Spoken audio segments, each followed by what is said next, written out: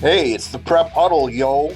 Jeff Johnson here with KJ Pilcher and Jeff Linder to talk some prep football. We're going to look back from what is it, officially week one, right? Last week was officially week one. Kind of look ahead at week two and maybe touch on a couple other things. Boys, how's it going? Let's just dive right in, man. How about you guys want to talk either about your games or just maybe some overall thoughts? Why Um, why don't you dive in first, JJ? You had the big scene and I would say a big upset. You kind of had the statement game of the week. Why don't you go ahead and talk to us about the clash at Kinnick? Fair enough. Yeah, Liberty, nice, impressive win over Iowa City High. The Lightning look like a good football team, boys. In Class 4A, really, I thought kind of. I don't know if dominated would be the proper term because the yardage was real close, but the yardage was real close because City High hit on a couple of 80-plus yard plays, touchdown plays. So, yeah, I don't know that many people, especially outside of Liberty, thought that Liberty could, win this game. Maybe even not compete in this game, but Graham Beckman was great at quarterback, 4 total touchdowns, 3 passing, 1 rushing. They were the better team on this night. And boy, James Harris, we talked about it yesterday, boys, just amongst ourselves he got the job done down in Washington, Iowa, and this is year 2 for him at Liberty. And really looks to have his program, his system installed and look like a pretty dangerous club, going here in 4A, and good opportunity to see what City High has, internally, I guess, kind of bouncing back from an unexpected loss here in week 2. Should get that done tomorrow night, Friday night, I guess. We're taping this on Wednesday. Playing the Cedar Rapids Jefferson team that's down, but between 10 and 11,000 people at Kinnick, and that's quite a community event. Probably a little more than what I thought, honestly. I thought maybe if they could get 8 or so in there, that would be a tremendous crowd. But man, the one side where everybody was allowed to sit was pretty full. 10,000 people, or at least 10,000 people. I don't know that I ever got an official crowd count, but something that maybe now kind of shows that Iowa, that this works, and maybe give Iowa City West and somebody else a chance sometime, huh, boys? What do you think? Yeah, absolutely. I think it works. Maybe it's a deal where it's going to have to be a week 1 game just because the Hawkeyes take over, the following week and all that. But from what I saw, especially from you, looked like a super success. Be nice maybe to get a Cedar Rapids team maybe down, or somebody from around Iowa City. I don't know. What do you think, KJ? Yeah, you can keep it within the Johnson County area. I don't know. It's a big deal and all. Doesn't really move my needle too much, but I know it's great for the teams and the programs and the kids, which is all that really matters. But yeah, I mean, if you want to extend it out to maybe a Regina West Branch kind of deal, or Iowa City West and a Solon, or bring Clear Creek Amana in again against somebody. Clear Creek Amana Liberty. That's a pretty good rivalry, and it would be kind of neat. But yeah, you could tinker with the matchups to give other people an opportunity. That'd be cool. What else stuck out on week 1 for you guys? Or you just want to talk about where you? KJ, you had a game Thursday and a game Friday. If you want to talk a little bit about either or both of those. Well, I opened up with Kennedy and Iowa City West on Thursday. I tell you, that was an enjoyable game. You know, I think we see between Iowa City West and Iowa City Liberty, those were two teams. I think last week we mentioned could be teams that make kind of a jump from a year ago. And even though they both had kind of opposite results, Kennedy pulled out a 28-19 win against West, but I think both of them are both Liberty and West are exactly what we thought they could be. Much improved teams. Kennedy, you know, it's the same style of Kennedy team that you're kind of used to. You know, they relied on Trevor Scott quite a bit. You know, I think he carried the ball 30 plus times, more than 20 times in the second half. Had well over 100 yards, and they really kind of pounded the ball late. West pulled within 2 points. I think it was 21-19 after the first play in the fourth quarter. Third hookup between Wallace and Janis. I tell you what, guys, that's going to be a passing combination that's going to cause a lot of teams fits, especially if they let Janis off the line free. Wallace has hit him in stride 3 times for 3 big touchdown passes. And, you know, but the thing that Kennedy did is after that 3rd touchdown pass, they just ground the ball and the clock. You know, they put together, I want to say it was like a 72 or 73 yard drive, maybe like 11 or so plays, melted about 5+ minutes off the clock, and that really sealed it. They ended up with a touchdown. The one thing that I think that makes this Kennedy team a little bit different than maybe the last couple of years, the sophomore quarterback, Vinny Gianforte. I tell you what, he looked good. I think he gives them another dynamic offensively. I don't know if they've necessarily been a real strong passing team here recently, but you know, you have the same style of defense. They're going to be aggressive in attack, and they did that against Iowa City West, pressuring Wallace a lot.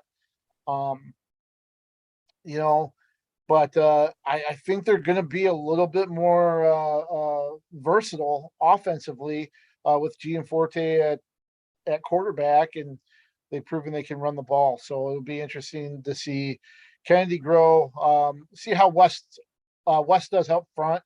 You know, defensively, Honore really stuck out for West Thursday night. But a good game overall. Kennedy is Kennedy, and West is much improved. And then not really too much to say from Friday night's game at Kingston between Jefferson and Washington. Washington won big, kind of what you expected, and you know, not real competitive there. Jefferson's got a lot of work to do.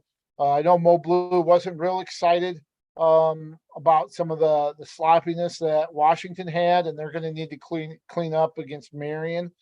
But you know, they've got a nice little running back tandem with Watts McBride and Alex Taylor.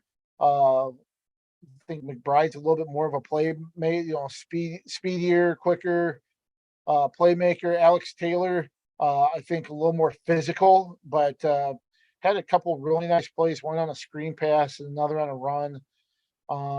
They're a really good combo. They're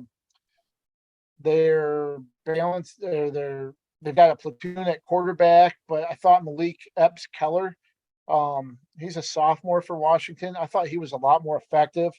And it'll be interesting to see how they divvy up the snaps here against Marion, but you know, kind of a hard gauge since Jefferson's down and stuff. But Washington had had moments where they looked really good.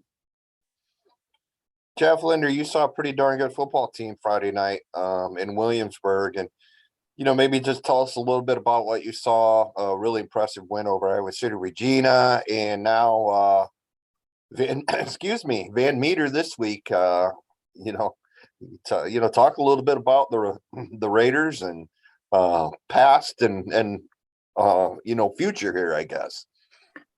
I'll tell you, they played some defense, and we talked a little bit preseason about their speed.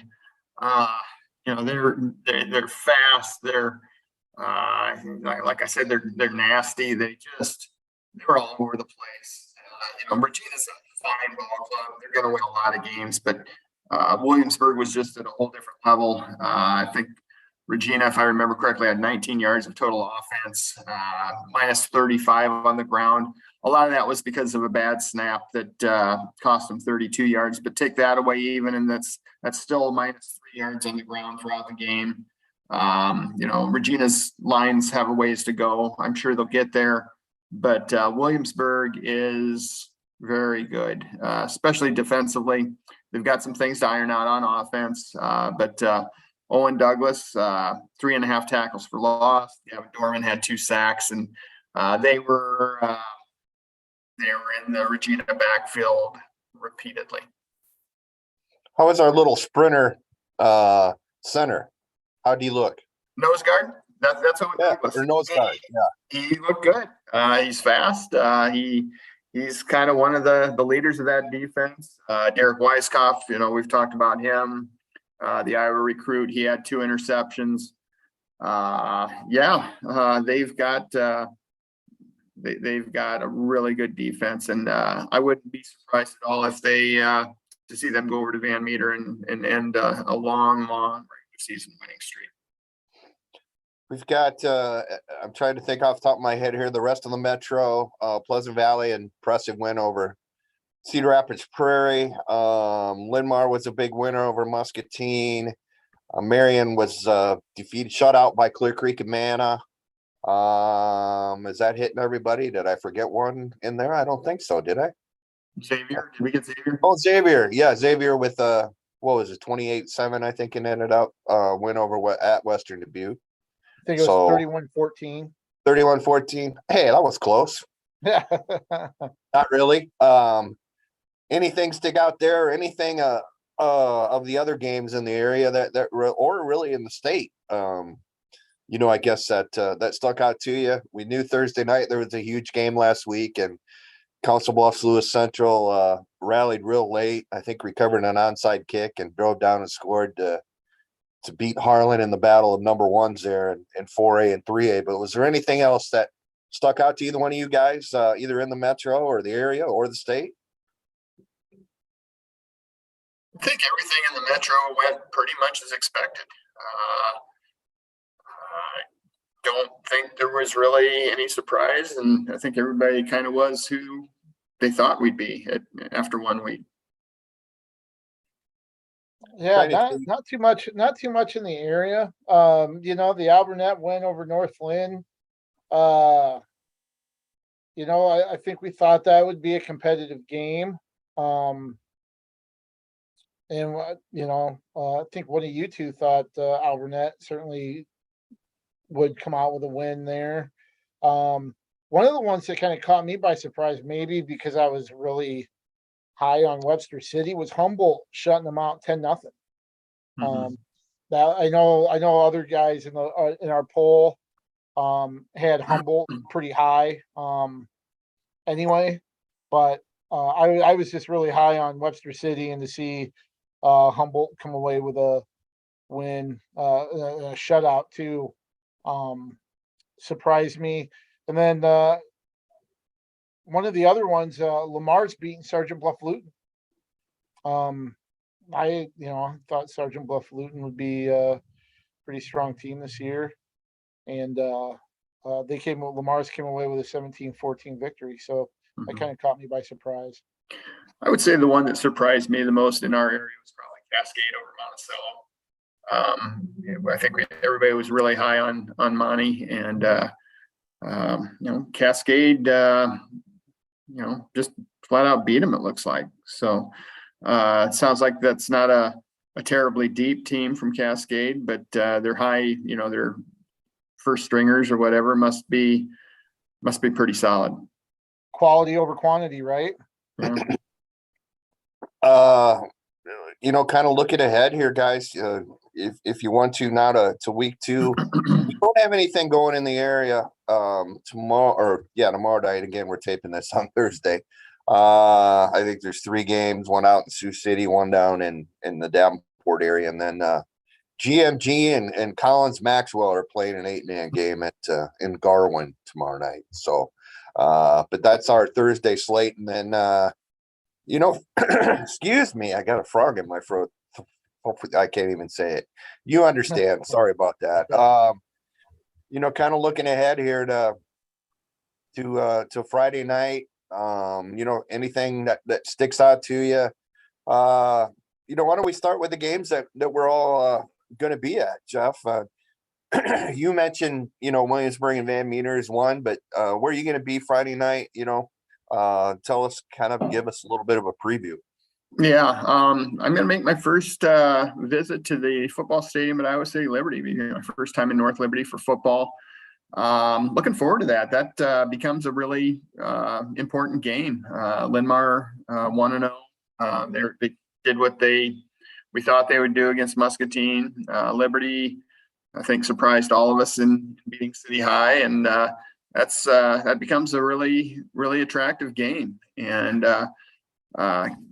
I covered Keaton Roska from Linn-Mar in track. He was a really good hurdler and a good thrower as well, which is kind of a different kind of combination. But the other night he had 3 catches for 3 touchdowns and 116 yards, and we'll see if what kind of explosiveness he and the Lions can muster against the Lightning. KJ, I believe you got Xavier in West Delaware. Is that accurate? Yep, that'll be at Saints Field. Xavier coming off the 31-14 win over Western Dubuque. I think Lindy mentioned in his capsules that he has at the Gazette.com. If you guys want to check, people want to check that out over at the Gazette website to see kind of snapshots of the games coming up. Please do. But Xavier got down 7-0. Outscored Western Dubuque 31-7 the rest of the way. Ronan Thomas. I wasn't necessarily sure who the quarterback at Xavier would be, but Thomas stepped in. There might be some injuries there that played a factor, but Ronan Thomas threw for 139 yards and 3 touchdowns, 74 yards, and 2 of those scores were to Aiden McDermott, who I think we all knew was a big playmaker for Xavier coming back, and of course he had a game there. But Xavier was really balanced. 139 yards passing and then 142 rushing, led by Michael Cunningham, who's back. He had 88 yards in the score. Xavier, showing a lot of balance there offensively.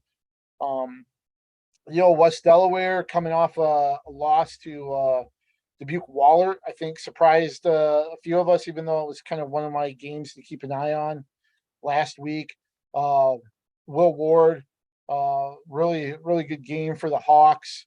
130 yards rushing on 23 carries and 2 scores. I think turnovers kind of plagued West Delaware a little bit, and they lost 31-14 to Wahlert last week. So it'll be interesting to see how West Delaware bounces back from that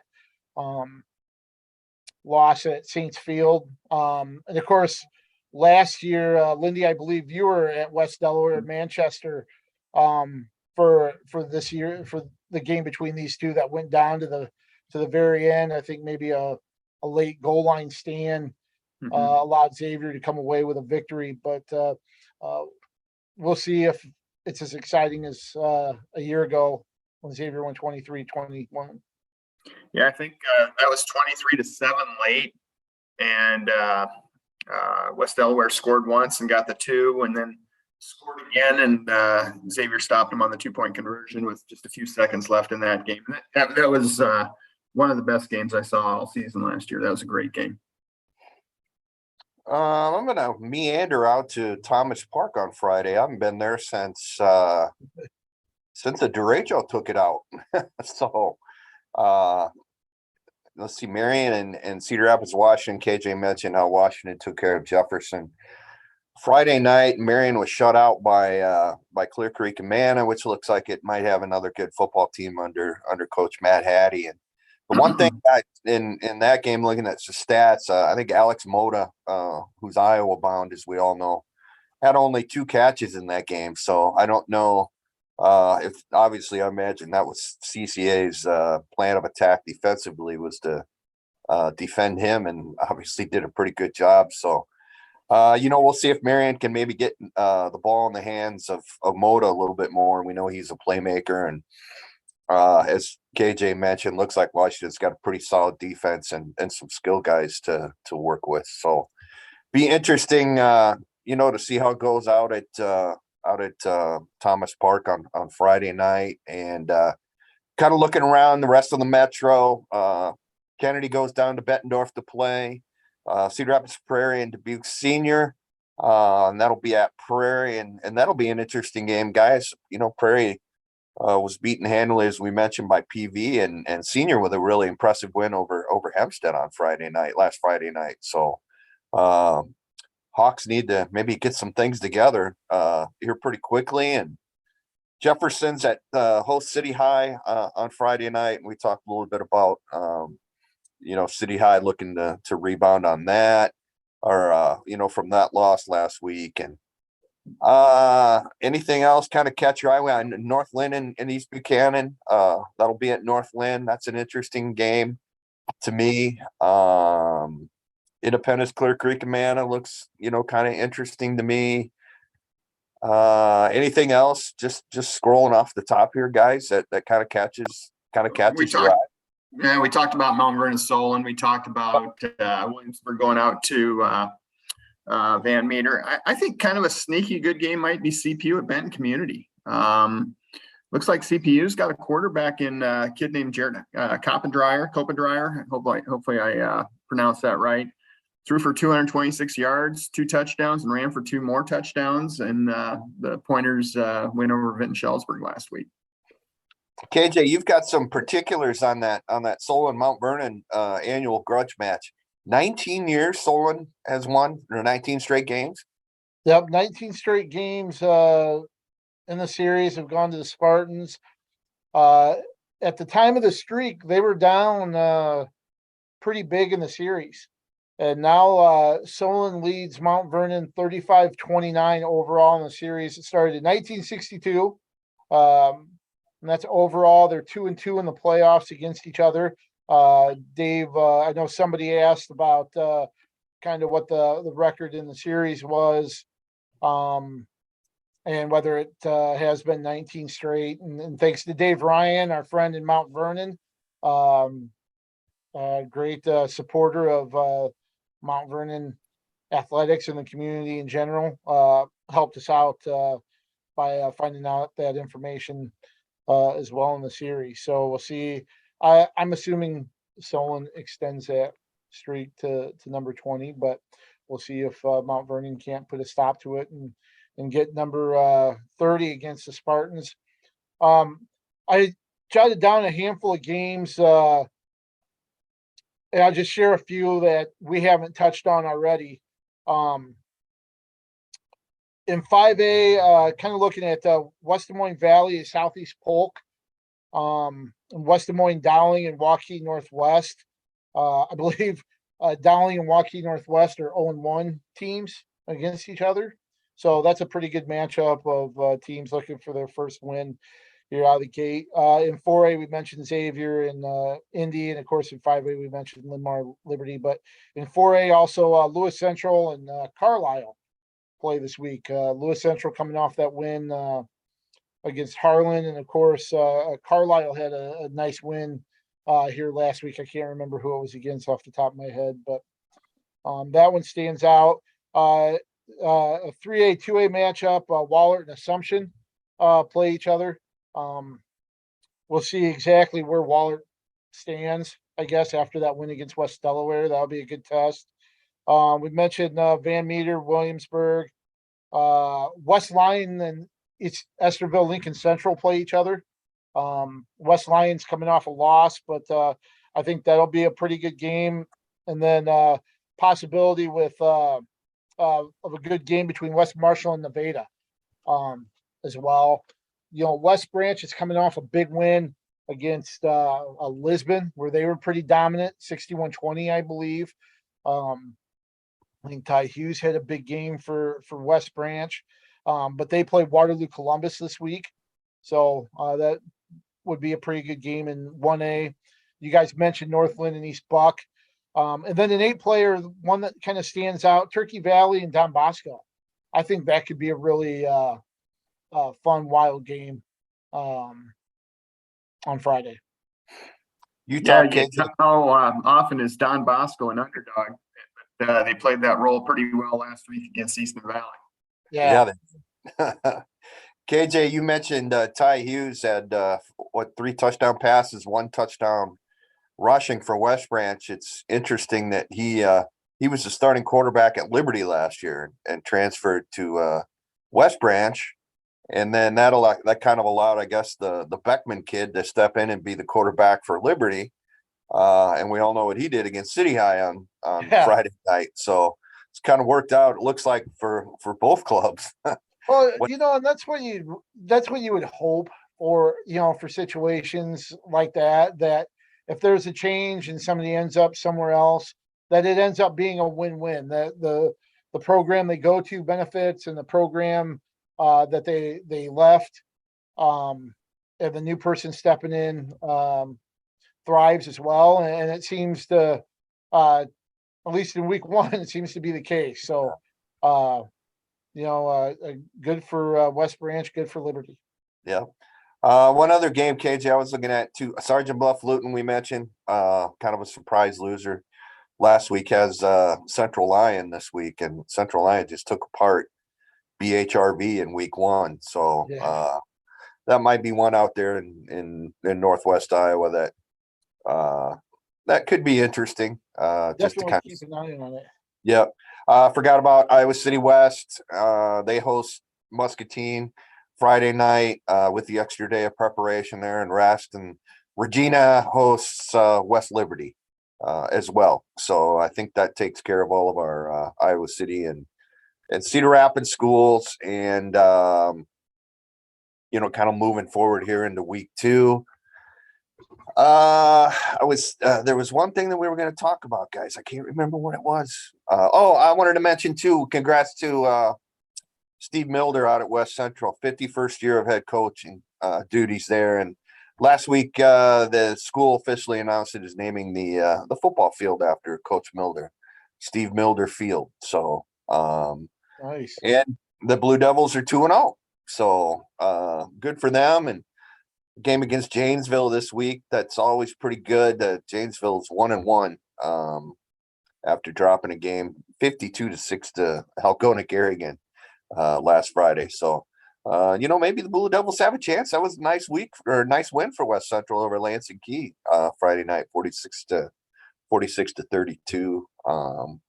in that 8-man game. And caught up with BGM quarterback Jacob Maurer last night, who only went off for 10 touchdowns in BGM 78-74 win over Iowa Valley last Friday night. So he stepped into Eddie Burgess's shoes there. Yes. Exactly. In Sickle Country. And we all know how high octane those games are, but I guess anytime you get 10 touchdowns, that's not bad.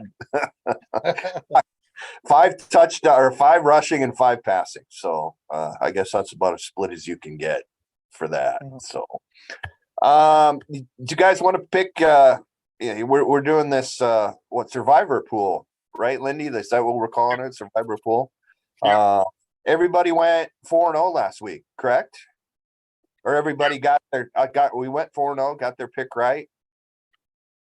Yep, Nathan had West Marshall over South Tama. KJ had Wash over Jeff. JJ had Indy over Macokota, and I went with Linmar over Muscatine. Nathan already submitted his pick for this week. He went Xavier over West Delaware. And I believe JJ already has his. You want to share yours, JJ, and then KJ can go, and I'll bring up the rear.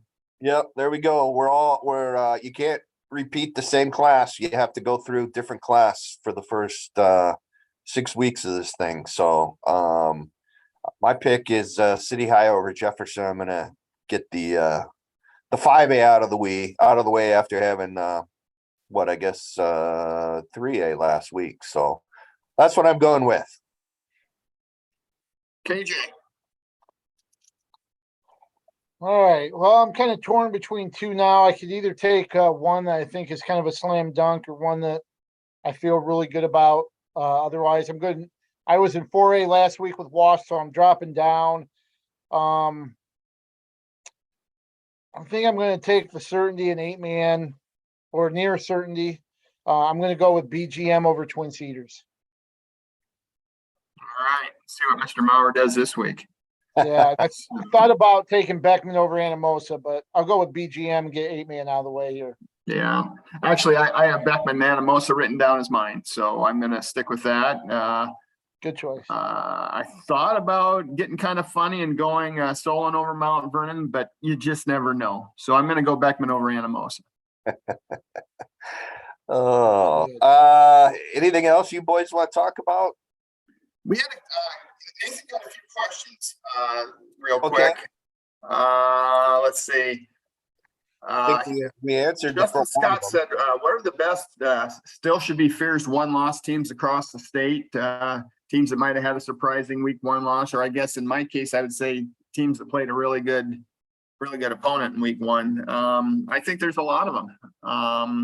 I guess, obviously Harlan. I mean, that doesn't even really count. I think City High is going to be all right. I think Regina is going to be fine. I'm sure there's a lot, Dowling. Yeah, they'll be all right. What do you guys think? If you guys want to add some of those, I've got Easton Valley in that department. Yeah. I think that's going to be a really good team. North Lynn, probably as well. Wapsie Valley, another one that lost a close game to Denver. Those are just in Class A. Boy, these are just off kind of top of my head here. For me, a couple that West Lyon, I think, will be a team that'll be fine after their loss. But two others, I think Weston Prairie. I think Iowa City West. I was more impressed with Iowa City West than I was disappointed in their loss, if that makes sense at all. I thought they played really well against Kennedy, and I thought Kennedy played very well. So I think West is going to end up being a really good team when it's all said and done. So I think that's a dangerous team. That's 0-1. We saw their playmakers in the past game. That could cause fits for anybody if they get things kind of solidified up front a little bit. That could be a really good team. And then Prairie, I'm really high on Pleasant Valley. I think even though it was kind of a one-sided affair in favor of Pleasant Valley, I still think Prairie is going to be fine. I think that's going to be an anomaly on their results for the course of the season. So I think those two 0-1 teams could make noise down the road. Monticello, guys? I mean, I know it's tough. That's a rivalry game against Cascade, but I kind of look at Monticello's schedule too. Yeah, it has to play Beckman here in a couple of weeks, but I think the rest of it is pretty manageable. So I'm going to throw them in there too as maybe a team that has a loss already that will be fine. Kind of moving forward. So sorry, folks, about this voice thing. I don't know what the deal is, but apologize for that. Anything else anybody wants to talk about? He also asked most surprising 1-win teams while we're getting that. I would say Liberty, considering who they played the first week. I'm surprised by that. Cascade, we mentioned that. Those would probably be the big two in our area. Got to give a shout out to Tri-County. They didn't even put a team on the field last year, and went out and won their opener against Twin Cedars and did it in a row. Yeah, J.R. Ogden wrote about them in the paper the other day. So kind of a neat little story. Eli Mullinex, I believe is how you pronounce his name. Looks like he's got a chance to be a really good quarterback, for the Trojans.